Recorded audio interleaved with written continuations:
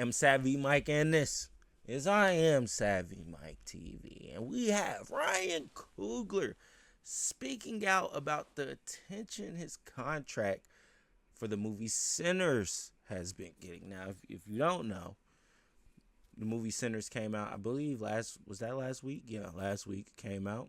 It's doing really well in the box office right now. Variety was receiving some backlash for how they kind of phrased, the box office for it, making it seem like it wasn't, a good thing that it made the money that it made over the weekend. Because, in my opinion, a rated R vampire movie making $60 million over the weekend is nothing to sneeze at. Like, that's just nothing to scoff at. Like, it still needs about 30 more million to make its budget back.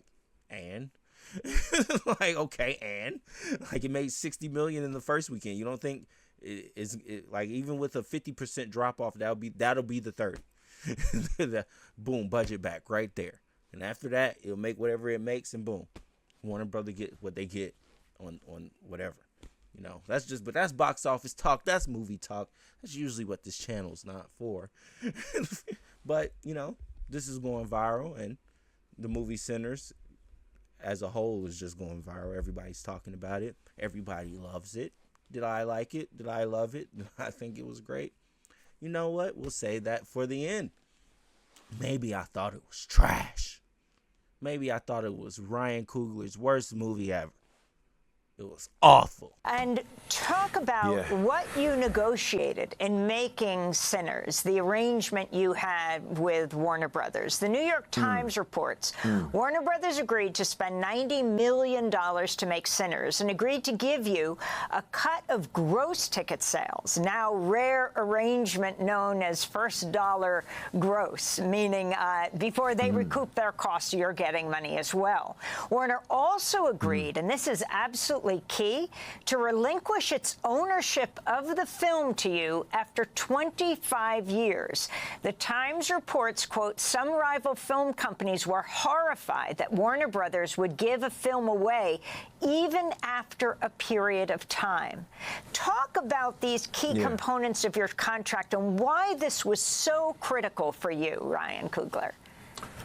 That's a great question. I mean, what I will do is I'll maybe add some context that maybe those articles didn't add.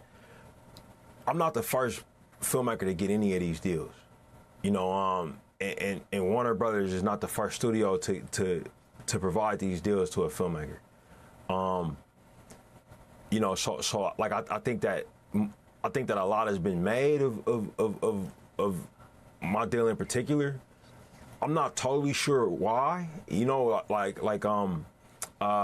this nigga stuttering like Flacco right now? My guesses, but I've been in the industry long enough to know what kind of deals are possible, and nothing about this deal is a new thing. What's your guesses, Ryan? It is not a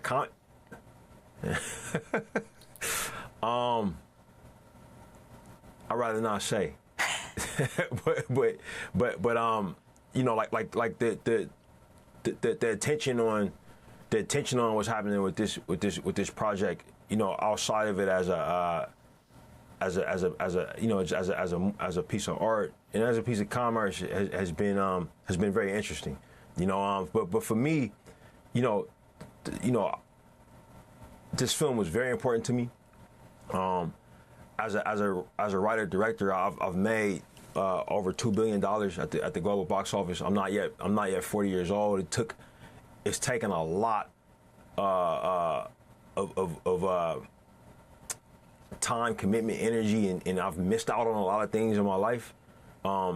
Making films that will always be owned by other people. For this one, because it was so personal, and because I had the ability to negotiate. I asked for a few things that were very important to me for this project, and for what it was about and what it meant to me and my family. And thankfully, I was able to get those things I was asking for from Warner Brothers. Here we have a quote from film chief Mike DeLuca from Warner Brothers, defending the deal to give Ryan Coogler the rights to Sinners after 25 years. It's not a make or break thing for any studio or the industry. It was a competitive situation. Ryan himself went on record saying he was going to get it from somebody else, and he made it a pretty effective case for this movie, especially with his theme of black ownership. This is very important and personal to him, and frankly, we're proud to be able to give it to Ryan.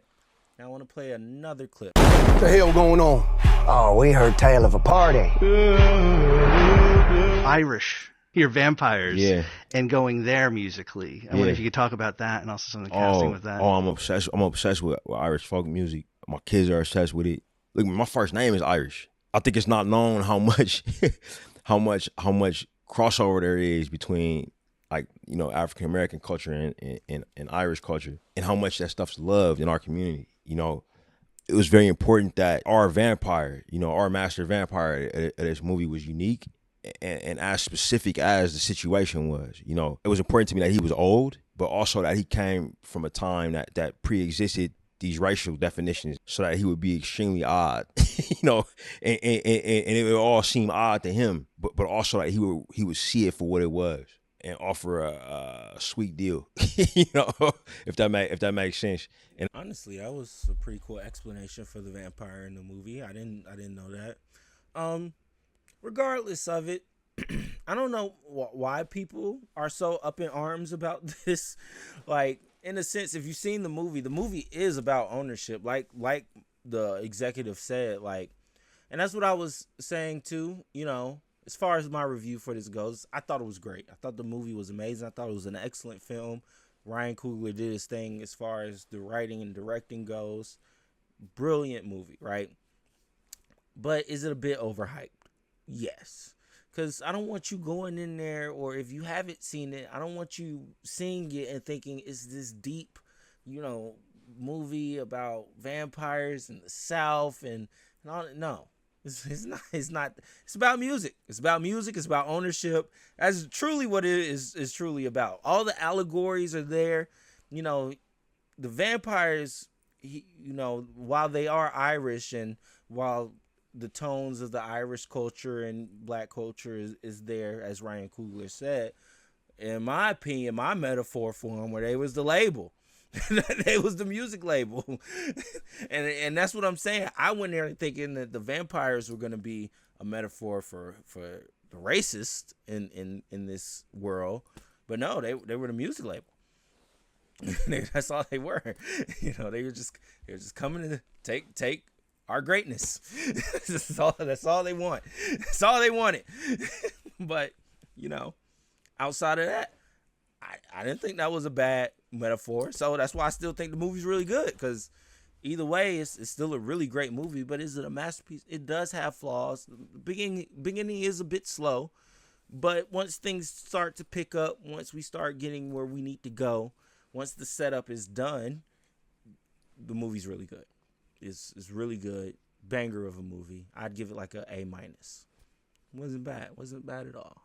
I really liked it. I will watch it again. It was a really good movie. But is it the amazing masterpiece that Twitter wants you to think it is? No. And if you go in there thinking that that's what you're about to watch, you might be way more disappointed than me. Because, see, I still fucked with it because I was like, oh, I know what he's doing. Twitter just made it seem like it was something else, but I see what he's going for.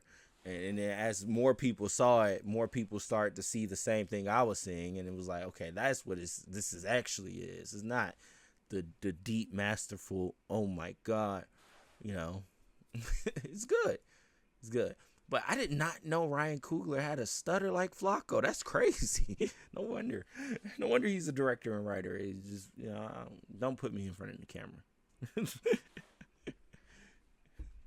I mean, I'm not saying that's a bad thing, but that's just a funny I did not know that. Like, it was like, what the fuck? This nigga's stuttering right now. Like, okay. Either way, let me know what y'all think in the comments below. I am Savvy Mike, and this is I Am Savvy Movie Talk. No. I am Savvy Mike TV. Peace.